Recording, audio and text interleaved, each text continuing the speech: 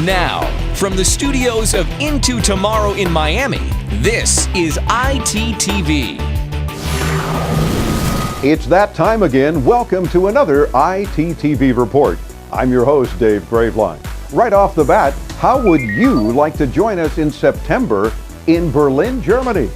Make sure you enter our cool Into Tomorrow hot summer giveaway. We're awarding a trip for two to Berlin for IFA. It'll be our 10th anniversary broadcast from there.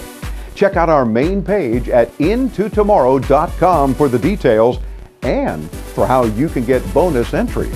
And good luck. Have you been hesitant about making the switch from holding a physical book to using an e-reader? Of course, there are many different e-readers available these days. Well, Samantha Graveline joins us now to share with us one that she's been checking out for us lately. There are a lot of e-readers on the market, and they have been for quite some time. But one of the ones we've been playing with lately that seems to stand out is the Kobo Aura HD. The first thing that makes this one different than others we've seen is the design. The back has a unique shape that makes it easier and more comfortable to hold in one hand.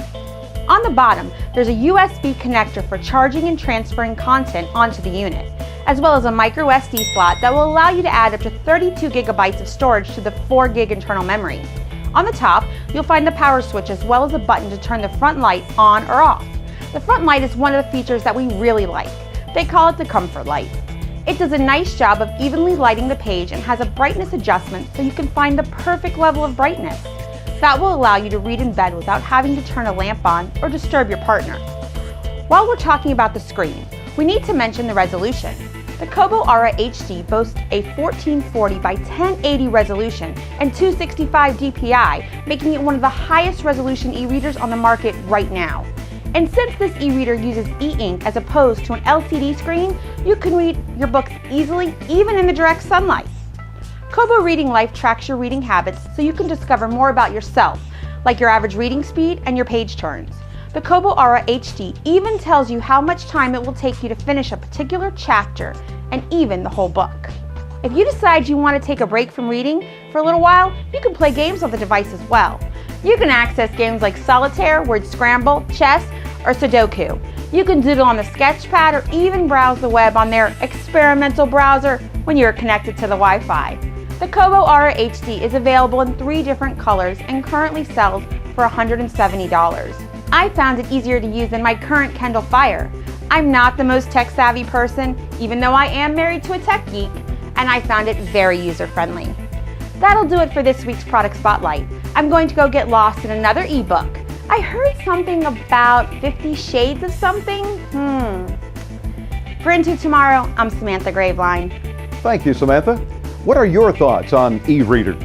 Do you use them, or do you still prefer to feel the physical page between your fingers and maybe the paper cuts too? Share your comments with us below, or better yet, call our Ask Dave hotline anytime at 1-800-899-INTO. That's 800-899-4686 24/7. When you hear your call on the air, you'll be entered to win some of our fabulous prizes each week. And you'll also get one of those bonus entries I mentioned for our Berlin trip giveaway. You can also participate via our free Into Tomorrow app for your smartphone or tablet. Links to all the apps are available, of course, on our site. Hit us up at intotomorrow.com. It's time for Into Tomorrow to head back into yesterday with a look back at the tech milestones of the past. Here's Chris Graveline with This Week in Tech History. This week in 1901, Dr. Willis Carrier installed a commercial air conditioning system at a Brooklyn, New York printing plant. The system was the first to provide man-made control over temperature, humidity, ventilation, and air quality. It was originally installed to help maintain quality at the printing plant, and for the first 2 decades of the 20th century, Carrier's invention was used primarily to cool machines, not people. In 1965 this week, the Mariner 4 spacecraft sent back the first close-up pictures of the planet Mars. In 1968, semiconductor chipmaker Intel was founded in Santa Clara, California. This week in 1969, Apollo 11, the first manned space mission to land on the moon, was launched from the Kennedy Space Center at Cape Canaveral, Florida.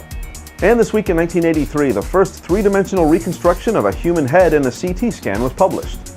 That's our look back at This Week in Tech History, brought to you by IFA Berlin, the global innovation show with a rich history all its own. Get more info at ifa-berlin.com. Don't forget to subscribe to our free once-a-week tech newsletter. It's packed with all sorts of information, like our weekly tech tip. We'll let you know what's coming up on the next Into Tomorrow broadcast, and we'll often announce our big giveaways first in that tech newsletter.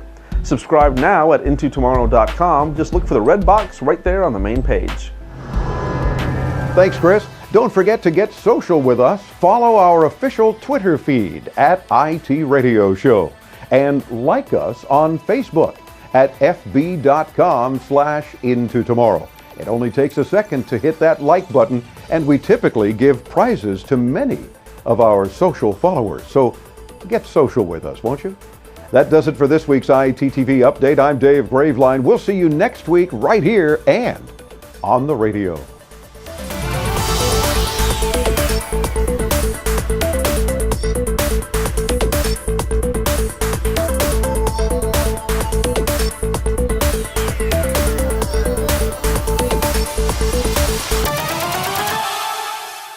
You can access games like Solitaire, Word Scramble, Chess, or Sudoku. Or Sudoku. Or Sudoku. Or Sudoku.